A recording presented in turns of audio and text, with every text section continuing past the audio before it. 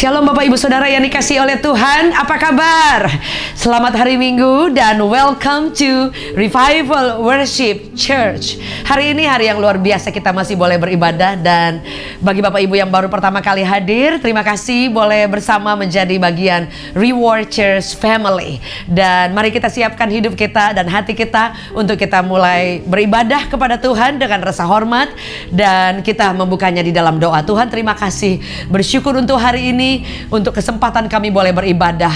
Kami mengucap syukur dan membuka ibadah kami demi nama Yesus yang luar biasa. Amen. Selamat beribadah Bapak Ibu Saudara, and God bless.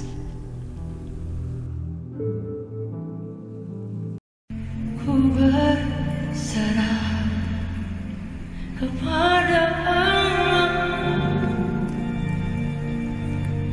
di dalamku, di laut menderu, tiap detik tak berhenti. Bapa surgawi terus menjagaku.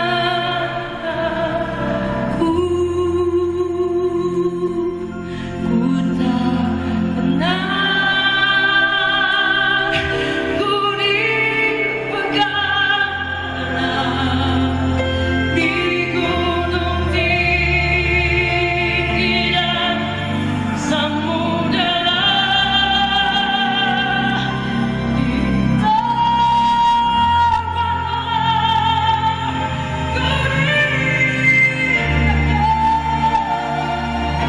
Bapa surgawi terus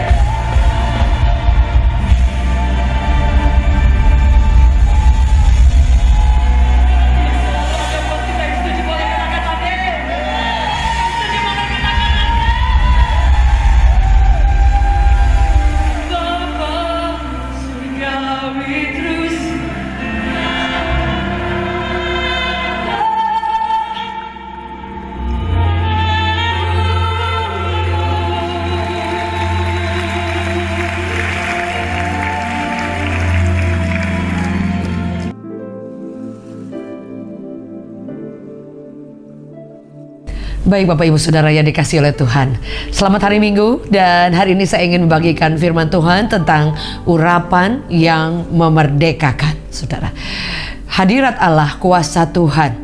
Saudara, dalam kehidupan kita Tuhan selalu hadir saat kita menyembah Tuhan, saat kita beribadah, bahkan seluruh hidup kita saat kita sungguh-sungguh memberikan penghormatan kepada Tuhan. Ketika kita berjalan mengenal Dia, mengenal pribadinya, mengenal kebenarannya, itu yang akan membawa kita mengalami selalu hadirat kuasanya, dan itu yang akan membebaskan setiap umat Tuhan. Tapi kenapa dalam kehidupan kita banyak kali mengalami bahwa kehidupan kita banyak kali mendapati ada ikatan-ikatan yang tanpa kita sadari memang masih melekat dalam hidup kita. Belenggu atau ikatan itu tidak mesti itu terikat dengan ketat. Ada juga belenggu yang mungkin dia masih longgar, tetapi juga tetap kita tidak bisa kemana-mana, saudara. Kalau saudara pernah lihat ada orang yang dipenjarakan pada zaman-zaman dulu, saudara, dan kemudian mereka itu dipasung, diikat pakai rantai yang dibelenggu. Kelihatannya orang itu diikat dan dia masih boleh jalan, mungkin ada tergantung panjangnya, saudara ya, dia berapa meter dia jalan untuk mungkin ngambil sesuatu mungkin di tempat dia diikat itu nggak terlalu luas juga, tapi dia masih bisa gerak, dia masih mungkin bisa melakukan beberapa kegiatan, tetapi ikatan itu masih tetap terikat dan dia tidak bisa melepaskan diri. Artinya bahwa bukan soal longgar atau ketatnya suatu belenggu, tetapi namanya belenggu itu tetap merupakan suatu belenggu. Nah, kadangkala dalam kehidupan kita tidak menyadari ada belenggu yang mengikat kita, ada rantai, ada hook, ada beban tekanan yang mengikat kita, sehingga kadangkala kita tidak bisa bergerak bebas, atau bahkan kadangkala kita jalan di tempat, atau bahkan kadangkala belenggu itu mengikat kita sehingga kita terus hidup dalam dosa, terus hidup di dalam ketakutan, terus hidup di dalam belenggu yang tidak bisa membuat kita hidup menjadi orang merdeka, saudara. Firman Allah berkata bahwa ketika kuasa Allah ada dalam kehidupan kita, saudara, sesungguhnya Tuhan itu datang membebaskan umatnya. Saudara, firman Allah berkata Dia bukan hanya menyelamatkan kita, tetapi Dia juga membebaskan kita. Bahkan setiap pikulan-pikulan, keranjang pikulan yang tidak perlu kita pikul, Dia sanggup membebaskan kita. Nah, kadang-kadang kita tidak menyadari ada belenggu. Bahkan kadang-kadang kita tidak bisa melihat dengan jelas bahwa apakah kita masih terikat atau tidak. Apakah kita masih ada hal-hal yang mungkin membelenggu hati kita, membelenggu pikiran kita, membelenggu seluruh pandangan iman kita, sehingga kita tidak bebas memandang Tuhan dengan semua kebesarannya. Saudara, kemurahan Tuhan begitu luar biasa, tapi mata kita ini terbatas untuk melihatnya. Karena apa? Ada belenggu yang mengikat kita, ada belenggu yang menghalangi kita, sehingga kita tidak bisa bebas, merdeka, menjadi orang yang telah dimerdekakan. Firman Allah berkata bahwa pada zaman kita masih menjadi dosa, kita menjadi hamba. Hamba itu artinya sesuatu yang terikat, yang tidak bisa dilepaskan kecuali ada surat hutang yang dinyatakan lunas oleh seseorang yang menebusnya, saudara. Dan firman Allah berkata, setiap orang percaya yang mengasihi Tuhan, Anda dinyatakan menjadi orang merdeka ketika Yesus mati buat setiap kita di atas bukit Kalvari, saudara. Tetapi dalam kenyataan kehidupan kita sehari-hari, kita akan berjuang dengan berbagai hal yang tanpa kita sadari pelan-pelan mulai mengikat kita, pelan-pelan mulai membelenggu kita. Karena cara pekerjaan iblis itu tidak langsung yang memang terlihat dengan jelas. Makanya firman Allah berkata iblis itu penipu. Iblis itu dia akan mendustai kita. Di dalam Kitab Yohanes dikatakan bahwa dia akan memutarbalikkan fakta dengan contoh soal ketika engkau sakit, ketika engkau mengalami kelemahan tubuh, dia akan memberitahu kita baik dengan keadaan di sekeliling ataupun kita melihat di media, ataupun saudara ketika saudara mendapati perkataan orang, waduh kamu ini udah parah, kamu ini nggak mungkin, dan kemudian itu akan berpengaruh kepada iman kita, berpengaruh kepada cara pandang kita, dan itu tanpa kita sadari perkataan-perkataan yang negatif itu mulai menjadi bagian kita, mulai membelenggu kita, sehingga kita tidak bisa melihat bahwa oh saya punya Tuhan. Saudara ya, sesulit apapun kita, seberat apapun dokter memvonis kita, sesusah apapun tanggungan beban yang ada dalam hidup kita, ketika kita mulai kembali kepada apa yang dijanjikan, yang difirmankan Allah, yang ditetapkan Allah, Anda akan mulai bisa membebaskan diri dari pikiran hati, dari mencari setiap pengaruh apapun yang akan dan ingin membelenggu setiap orang percaya. Saudara, firman Allah berkata bahwa setiap orang itu adalah biji mata Allah, ada dalam perlindungan Allah untuk disiapkan mengerjakan pekerjaan-pekerjaan dahsyat, dan rencana Tuhan yang luar biasa itu dahsyat dalam setiap kehidupan kita. Sehingga iblis dia tidak akan tinggal diam. Dia akan mencari segala cara. Kalau kita tahu dalam firman Allah mencatat saudara, dikatakan bahwa dia dalam Matius 12 ayat 43 sampai 45. Ketika ada rumah yang tadinya itu saudara, kemudian dikatakan kosong, sudah tidak ada lagi, sudah tidak ada lagi sesuatu di dalamnya, saudara ya.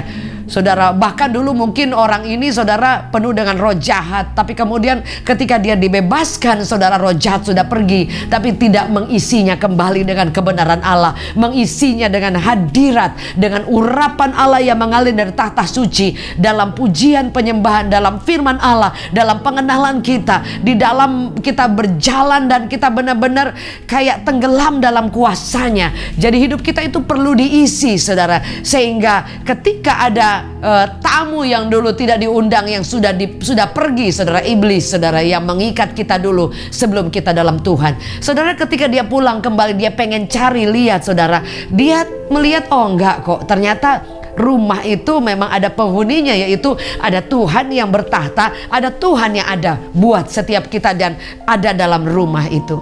Saudara, saya sedikit bersaksi, suatu waktu saya pergi ke satu daerah, saya lupa itu daerah kalau nggak salah daerah Pekalongan, ya kurang lebih seperti itu ya. Kemudian ketika saya ingat itu ada acara perbankan di situ, Natal perbankan.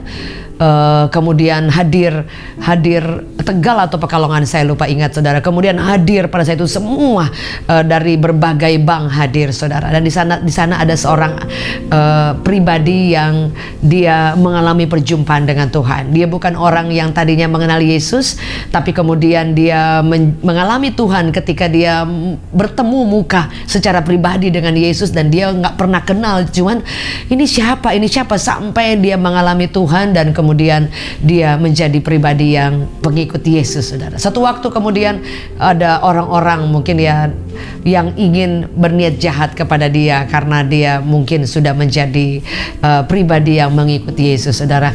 Jadi kemudian datang segerombolan yang dengan benda tajam, dengan semua rencana ingin melakukan hal yang buruk, saudara. Dia berdoa, dia sudah pernah mendengar bahwa akan datang orang-orang yang akan mungkin melakukan hal yang kurang baik, saudara. Pada malam itu dia bersaksi, saudara. Dia cerita ketika kami setelah habis pelayanan kami mendoakannya, dia katakan dia mohon doa karena dia lihat betapa Tuhan itu luar biasa, saudara. Dia berdoa malam hari itu bersama istrinya, dan kemudian orang-orang yang datang dengan menggunakan sudah rencana nggak baik lah, saudara, itu ada datang ke rumahnya.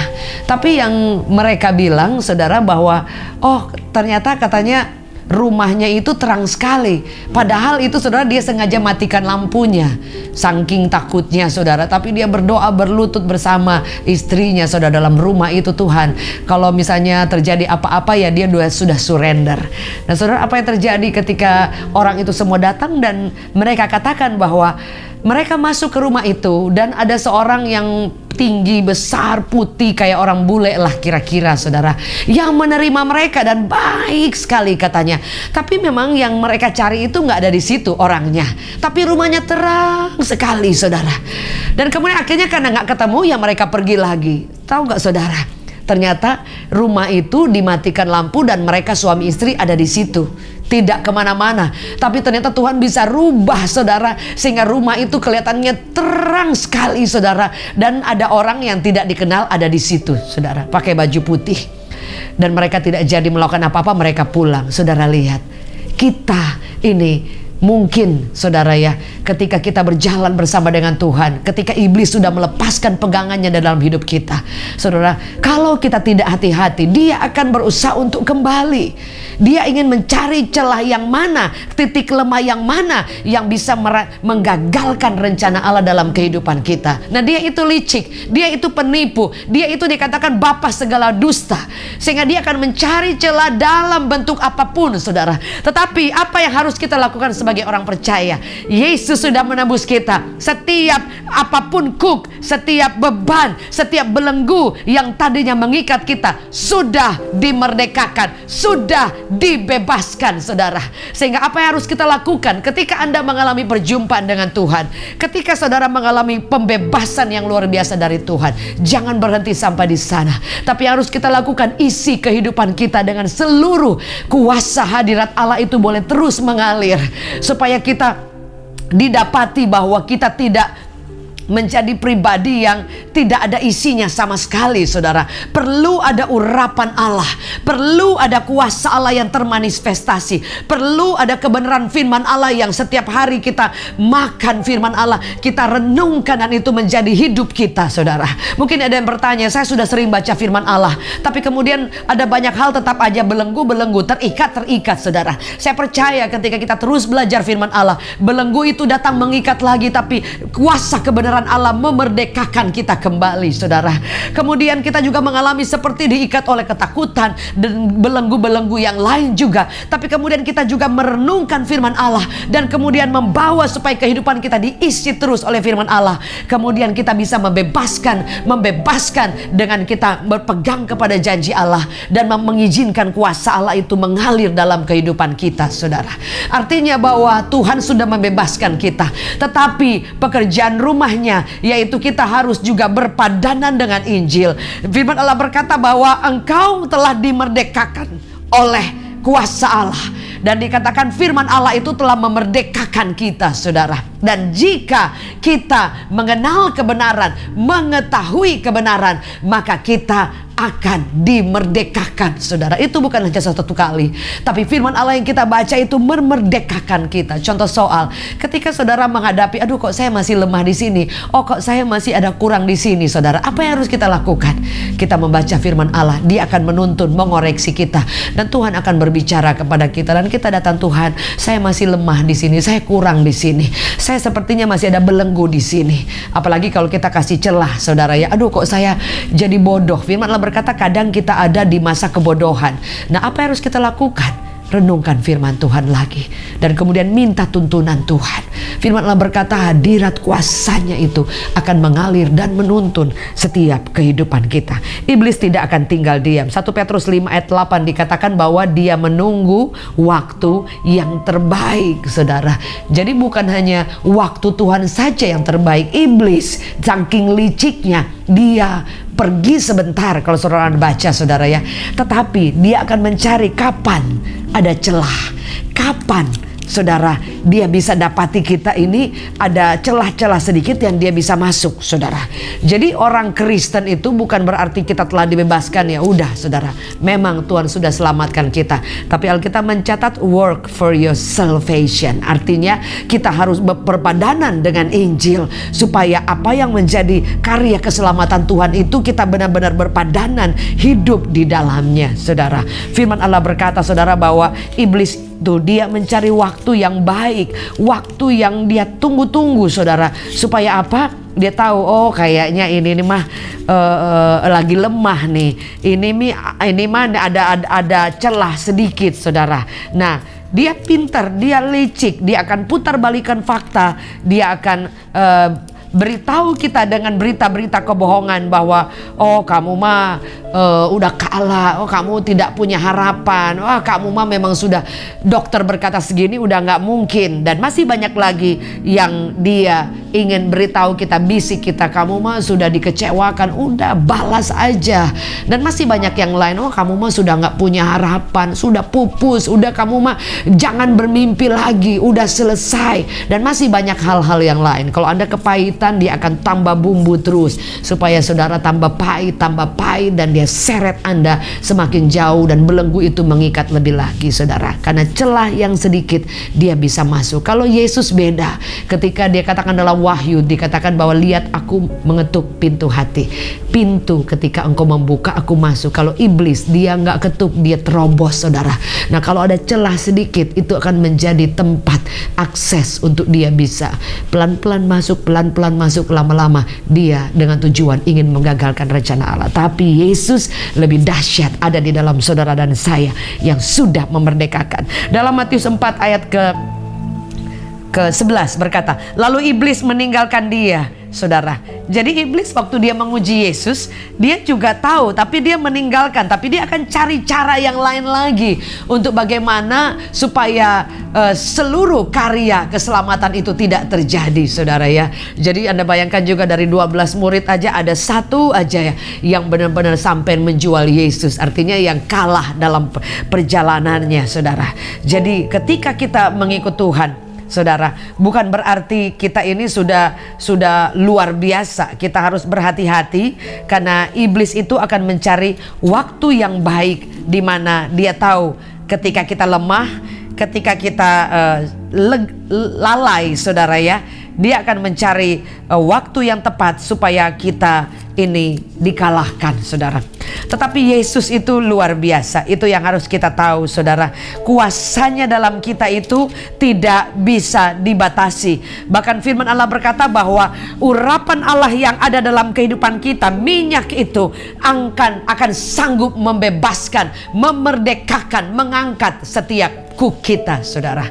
Sebab itu apa yang pertama yang kita harus lakukan? Yang pertama waspada, saudara. Waspadalah, saudara. Kalau saudara pernah ingat kisah dari bangsa Israel ketika dia keluar dari tanah Mesir, saudara ya, ketika Firaun memberi izin, udah boleh pergi. Tapi saudara jangan salah, kalau saudara Anda baca firman Tuhan itu dikatakan bahwa ketika umat Israel sudah diizinkan keluar dari perbudakan, tiba-tiba Firaun itu bisa berubah pikiran dan kemudian dia mengejar dengan seluruh pasukannya. Jadi saudara, ketika bangsa Israel bebas dari perbudakan, iblis itu masih di belakang, musuh itu masih mengejar kita. Sebab itu kadang kenapa kita perlu berdoa, kenapa kita perlu komunitas, kenapa kita perlu membangun iman kita, kenapa kita perlu menyembah Allah, kenapa kita perlu mengenal firman Allah, belajar firman Allah. Karena kita perlu mengisi kehidupan kita supaya ada pertahanan rohani, supaya kita menutup setiap celah-celah yang bisa berpotensi untuk iblis masuk dan mungkin mengambil damai sejahtera, mencuri iman kita dalam Yohanes 10 ayat 10, dan kemudian melemahkan, membinasakan kita. Dan dia rubah, dia putar balikan fakta bahwa oh, kamu tidak ada harapan, kamu mah orang lemah, kamu mah udah gagal-gagal, kamu mah sudah terikat-terikat. Dia rubah semuanya pada firman Allah berkata bahwa it is finished, sudah selesai di atas bukit Kalvari. Dan Alkitab mencatat bahwa iblis sudah berada di bawah telapak kaki orang percaya. Bahkan firman Allah berkata dalam Injil, dikatakan bahwa Tuhan menghembuskan rohnya kepada murid-muridnya. Dia katakan, aku memberikan engkau tenaga, kuasa, power. Buat apa? Mengalahkan iblis, saudara. Mengalahkan musuh. Nah, yang saya katakan di awal bahwa musuh itu tidak terlihat. Bukan ular pada zaman dulu Adam dan Hawa, saudara ya. Tapi iblis itu tidak kelihatan. Kadang dia datang menyerupai dengan kepahitan. Kadang dia datang menyerupai dengan kebencian yang ditimbulkan sehingga saudara sakit hati, kecewa, dan engkau ingin membalasnya. Atau engkau mengalami bahkan tekanan ketika disakiti orang. Kadang dia datang dengan berbagai cara ketika bahkan engkau di bawah sukses tinggi, engkau menjadi sombong dan lupa diri, saudara. Kadang dengan berbagai cara dia berkati engkau luar biasa sampai engkau lupa Tuhan, sampai engkau tidak punya waktu dengan Tuhan, sampai engkau berhenti berdoa, sampai engkau berhenti melayani Tuhan, sampai engkau berhenti mencintai Tuhan, kelelep dengan semuanya. Kadang dia angkat engkau dengan promosi-promosi yang luar biasa dan engkau ada di kesibukan-kesibukan yang tingkat tinggi, lupa panggilan Allah, lupa rencana Allah, lupa apa yang Tuhan siapkan dalam hidupmu, saudara. Padahal sesungguhnya berkat, promosi, kuasa, dan semua tangan Tuhan yang mengangkat kita itu harus menjadi media supaya Yesus dimuliakan dan Anda dan saya menjadi alat supaya ada banyak orang datang kepada Kristus. Yang setuju boleh katakan amin. Tidak pernah Tuhan mempercayakan sesuatu apa saja itu, entah jabatan, entah kepercayaan, entah talenta, entah kapasitas, entah apapun yang Tuhan percayakan dalam hidupmu, jika Tuhan tidak memiliki rencana yang luar biasa. Yang setuju boleh katakan amin. Ketika Yusuf, orang yang tidak punya apa-apa dan dia diberi mimpi, saudara, tapi kemudian kesulitan datang, dia dijual oleh saudaranya, dikhianati, dikecewakan. Tapi saudara, tangan Allah ada dalam dia, dan kemudian dia tahu bahwa belenggu itu harus dilepaskan. Dengan apa? Dia mengampuni, saudara. Dan kemudian apa? Tuhan mengangkat dia, dan ketika diangkat dia tidak lupa diri. Dia tahu jabatan dia di sana untuk menolong banyak orang. Dia tahu dengan kedudukan dia bisa melakukan banyak hal yang memuliakan Tuhan. Sebab itu saudara, apa yang membuat kita, jadi kadang kita berpikir iblis itu seperti ular. Iblis itu pada zaman dulu yaitu kayak kalau zaman sekarang tuh horor-horor. Yang paling ngeri kan kalau film horor Jepang, nggak tahu ya. Kalau dulu saya lihat horor Jepang itu kayaknya lebih sport jantung saudara ya.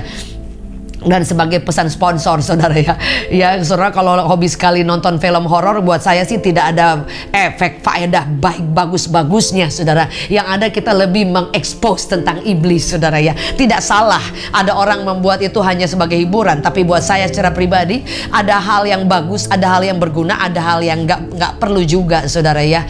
Tapi kalau ada buat seru-seruan sih ya oke-oke aja, tapi kan itu kembali berpulang. Itu saya keluar tadi ketika sedang berbicara tentang iblis saudara ya. Tapi saya tidak membicarakan banyak tentang iblis. Lebih banyak kita membicara tentang Yesus, Sang pembuat mujizat, Sang Allah yang memerdekakan kita, yang melepaskan kita dari setiap belenggu saudara. Jadi ketika kita mengalami perjalanan yang luar biasa mengagumkan, saudara bayangkan bangsa Israel itu berjalan di atas tanah yang kering saudara. Kiri kanan itu akuarium, tapi Alkitab mencatat musuh itu masih mengejar dari belakang. Sebab itu kita perlu perlindungan, kita perlu isi hidup kita. Firman Allah berkata, kebenaran yang kau kenal, yang kau ketahui akan membebaskan saudara dan saya saudara. Jadi apa yang harus kita lakukan ketika kita mendapati bahwa kehidupan kita terbelenggu? Pertama, kemudian ada celah-celah yang datang, yang kita buka baik sengaja maupun tanpa kita sengaja. Saudara, dalam kitab Yesaya ditulis bahwa ketika bangsa Asyur datang ke Israel dan membelenggu mereka, dikatakan Asyur menimpakan beban yang begitu berat di atas pundak orang Israel, dan kuk itu sangat mengerikan di atas tengkuk mereka. Semua itu terjadi bukan tanpa alasan saudara ya, tapi karena memang Tuhan sudah mengirimkan hamba-hambanya berulang-ulang. Saudara baca dalam 2 Tawarik 36, saudara saya bacakan. Jadi kenapa ada ketika kita mengalami kuk-kuk yang datang menekan kita saudara, bukan Tuhan tidak pernah beritahu saudara. Firman Allah saudara bayangkan pada hari-hari ini itu YouTube in everywhere, di mana aja Anda bisa buka, mau kapan saja bisa. Itu aja kadang kita masih merasa kurang saudara ya. Dari setiap pelayanan pun ada pemimpin rohani, ada penggembalaan dan yang lain, tapi saudara tetap merasa juga kurang saudara, karena itu ya kembali lagi kepada pribadi masing-masing saudara. 2 Tawarik 35 di situ dikatakan seperti ini saudara.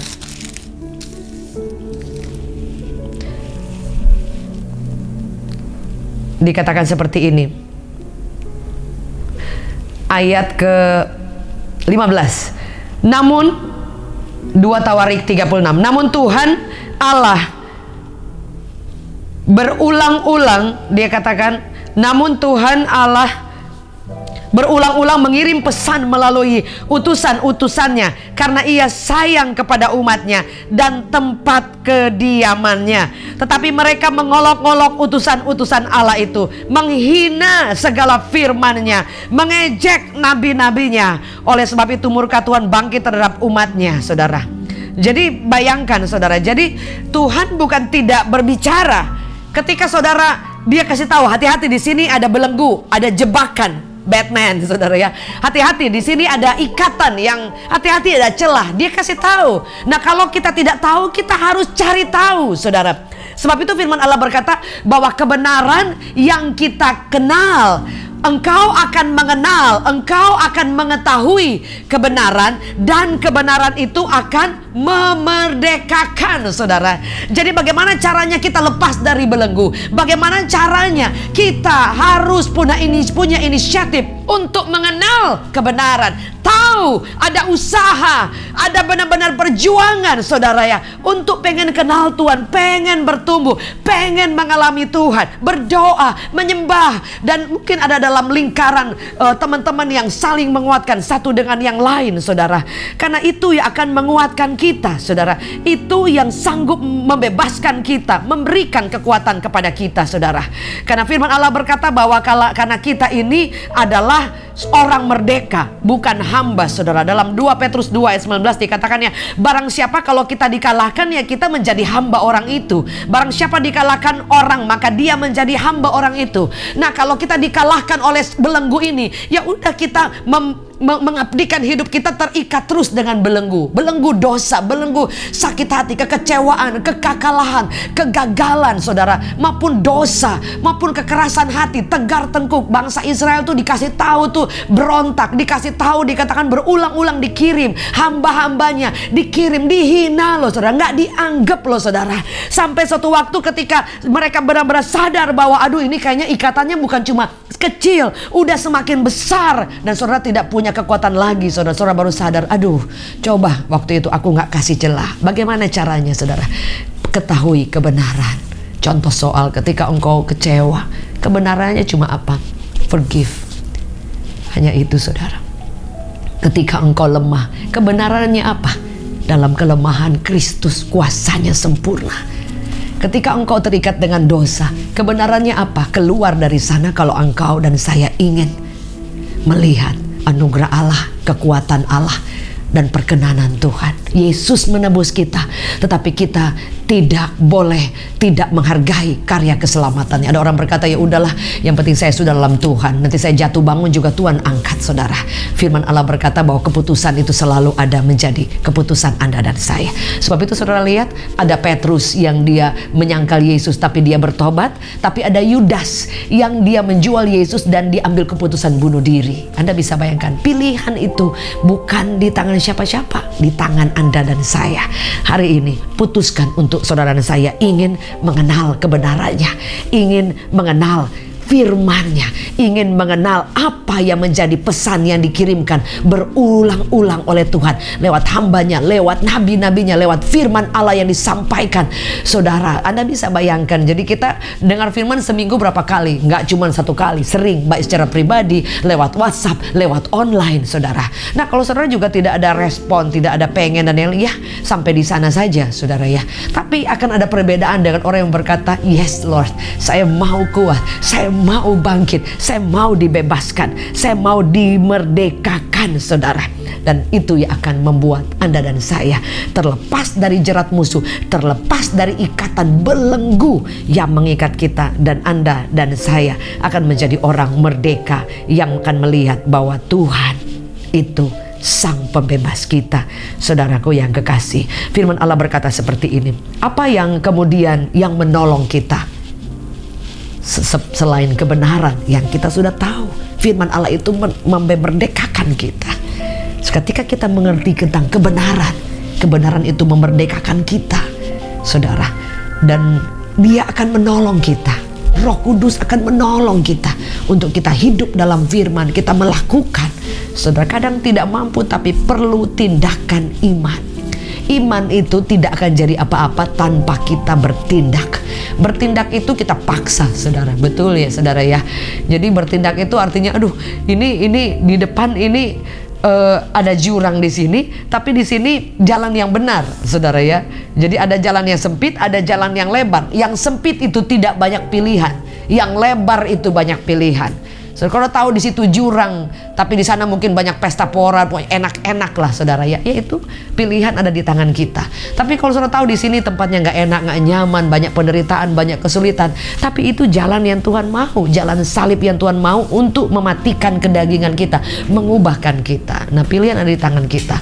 Mau pilih yang mana, saudara? Mau ikuti kebenaran firman Allah, mau hidup di dalam kuasanya, atau kita kalah dan terbelenggu. Tapi apa yang terakhir saya ingin bagikan, urapan Allah menolong kita, membebaskan kita dari setiap belenggu. Itu janji Tuhan. Di dalam Yesaya 10 ayat 27 dikatakan bahwa maka akan jadi pada hari itu juga tanggungannya itu, beban, semua kuk, semua pikulan akan lepas dari bahu saudara dan saya, dan kuknya pun itu akan lepas dari tengkukmu. Jadi saudara, kita, kalau engkau percaya, kalau saya percaya dan kita sepakat, saudara, urapan Allah, hadirat Allah, minyak itu yang mengalir akan membebaskan kita, saudara. Dan kalau Anda dan saya bebas, bebas selama-lamanya, bebas, saudara.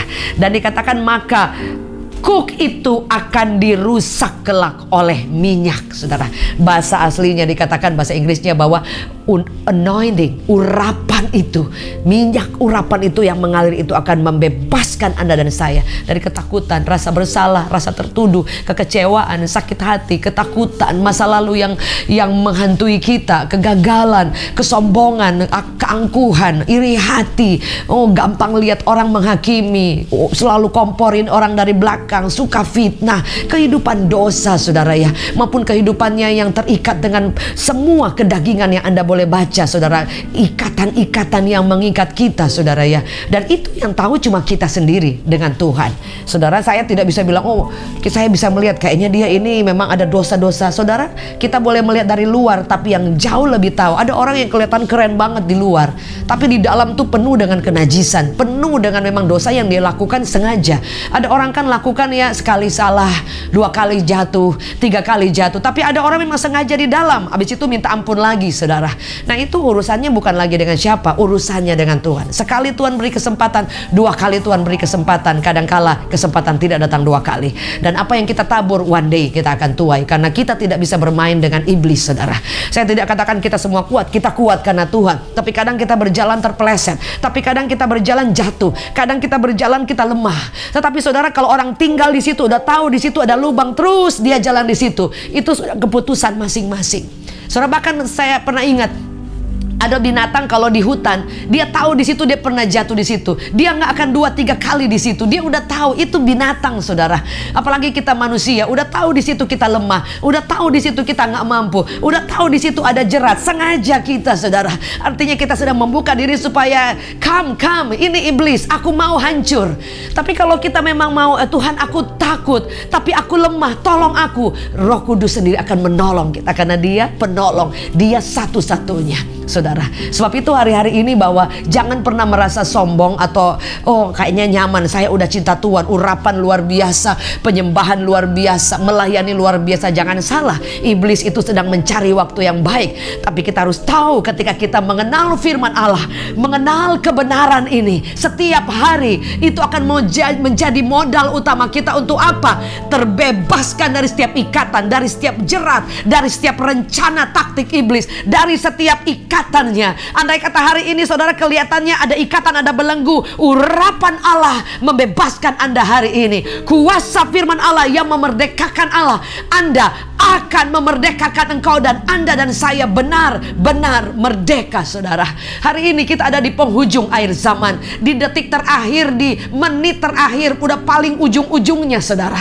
Dan kita tidak pernah tahu kapan Yesus datang. Sebab itu saudara melihat mulai tanda-tanda, mulai penuaian besar-besaran, dan kita tahu kuasa Allah didemonstrasikan juga secara luar biasa. Tapi kadang kita sibuk buat diri sendiri, bahkan lupa untuk merenungkan firman, lupa untuk mengenal Dia, lupa untuk membawa diri mendekat kepada Allah. Bagaimana kita boleh memberikan kekuatan, kuasa kalau kita tidak punya part untuk melakukan itu? Tapi saya percaya hari ini Bapak Ibu Saudara dan saya, Anda dan saya adalah orang-orang yang berkata seperti firman Allah, dan aku akan mengenal kebenaran, dan kebenaran itu telah memerdekakan aku, selalu akan memerdekakan aku. Dan Yesus sudah memerdekakan aku dari setiap belenggu. Urapan Allah itu sudah mengalir dan mengurapi, membebaskan dari setiap keranjang pikulan. Hari ini berapa di antara saudara yang berkata, saya mau berhenti bermain dengan dosa, saya mau berhenti bermain dengan pekerjaan-pekerjaan yang mengandung kuasa iblis, saya berhenti untuk bermain-main dengan kehidupan yang hanya untuk menyukakan daging ini dan menyakiti hati Tuhan. Saya berhenti untuk berpikir bahwa dosa kecil ada, dosa sedang ada, padahal celah kecil itu sangat berbahaya. Berapa di antara saudara yang mau berkata, ya udah, saya mungkin kecewa, saya sakit hati, saya terluka, tapi saya mengambil keputusan, celah itu saya tutup, saya mau mengikut Tuhan, saya mau mengampuni, saya tidak ingin dalam kebodohan, saya mau bangkit dari setiap tekanan. Saudara, keputusan Anda akan melihat kemenangan yang luar biasa. Tuhan tidak bisa melakukan sesuatu ketika Anda tidak ada kesepakatan. Firman Allah berkata bahwa ada kesepakatan, dikatakan Tuhan turut bekerja sama. Jadi Dia tidak bisa bekerja sendiri, Dia ingin bebaskan kita. Tapi kalau kita tidak mau dan tidak ada inisiatif, tidak ada tindakan, tidak akan pernah terjadi sesuatu. Tapi hari ini apapun keadaan kita, tapi kita berkata bahwa Tuhan, saya adalah orang merdeka karena saya kenal firman Allah. Saya ingin kenal firman Allah. Saya ingin hidup dalam firman Allah. Saya ingin terus mengenal Engkau di dalam kebenaran-Mu yang memerdekakan aku. Hari ini, jika itu doa saudara bersama saya, mari buka tangan kita di hadapan Tuhan. Tuhan, ampuni kami. Kami kadang-kadang menjadi Kristen main-main, menjadi Kristen merendahkan karya Allah, bahkan tidak menganggap semua yang Tuhan buat itu dalam hidup kami, hanya melihat hanya dari segi mujizat, dari segi Tuhan harus tolong kami, tapi lupa ada tanggung jawab kami untuk mendekat kepada Tuhan, mengenal Allah, hidup dalam kebenaran, hidup mengasihi Allah, tidak memberi celah kepada musuh, dan hidup sungguh-sungguh untuk menjaga hidup ini supaya didapati kami adalah pribadi yang tidak ada hal yang kosong, tapi dipenuhi dengan urapan hadirat Allah yang membebaskan kami dari setiap pikulan, kuk, belenggu apapun. Kami berdoa dalam nama Yesus. Setiap kami mendengarkan firman Allah hari ini, ada yang terikat, ada yang terbelenggu, dengan bentuk apapun itu dilepaskan dalam nama Yesus. Dan kami berdoa urapan Allah, minyak itu mengalir, dan Anda dan saya adalah orang-orang benar merdeka, dan kita akan terus mengenal Allah lewat firman Allah, dan terus bertumbuh lewat komunitas orang-orang di sekitar, untuk kita bergandengan tangan satu dengan yang lain, untuk bertumbuh dalam iman, bersama-sama menjadi pribadi yang kuat, karena Yesus sudah menyelesaikan di atas bukit Kalvari. Kami terima janji Allah demi nama Yesus. Haleluya, amin. Thank you so much Bapak Ibu Saudara yang dikasihi oleh Tuhan. Saya percaya bahwa biar firman Tuhan yang sederhana ini boleh menjadi kekuatan buat setiap kita. Dan Bapak Ibu Saudara, bagi Bapak Ibu yang rindu untuk memberikan persembahan, saudara boleh mengirimkan lewat mentransferkan ke nomor-nomor yang tertera di bawah ini. Biar itu datang dari kerelaan kita, dan firman Allah berkata, dari Tuhan datang berkat yang dilimpahkan sempurna atas setiap kehidupan kita. Terima kasih Bapak Ibu yang mengirimkan beban doa untuk kami doakan. Saudara boleh mengirimkan juga ke nomor WhatsApp. Dan bagi Bapak Ibu yang rindu untuk menjadi family dari Revival Worship, Anda boleh mengirimkan ke nomor juga yang tertera, dan dengan mencantumkan bahwa saya rindu menjadi bagian dari Revival Worship Family. Dan terima kasih buat semuanya. Jangan lupa untuk stay tune di setiap tayangan-tayangan online, dan maju terus. Tuhan Yesus memberkati setiap kita. God bless you. Puji Tuhan Bapak Ibu Saudaraku, saat ini kita sudah di akhir daripada ibadah pada hari ini. Dan sebelum kita mengakhiri ibadah pada hari ini, kita akan menerima berkat daripada Tuhan. Mari kita mengangkat kedua tangan kita. Tuhan Yesus, terima kasih Tuhan untuk penyertaan-Mu sepanjang ibadah ini. Kami percaya kuasa firman-Mu, berikan kami kekuatan, kemenangan, dan kami percaya lewat firman-Mu kami dipulihkan, disembuhkan, dan kami mengalami sekali lagi kemenangan demi kemenangan. Saat ini Tuhan, sebelum kami mengakhiri ibadah hari ini, berkati kami Tuhan, supaya kami memperoleh berkat daripada-Mu, dan layakkan hamba-Mu ini Tuhan, untuk melepaskan berkat Tuhan. Di dalam nama Tuhan Yesus, jemaat Tuhan angkat kedua tangan-Mu dan terimalah berkat daripada Allah Bapa, kasih sayang daripada Tuhan Yesus, penyertaan daripada Roh Kudus menyertai kita sekarang sampai selama-lamanya. Di dalam nama Tuhan Yesus kami berdoa dan mengucap syukur. Haleluya. Amin. Tuhan Yesus memberkati kita semua saudaraku. Tetap kuat, tetap semangat, dan setia selalu kepada Tuhan Yesus. Amin.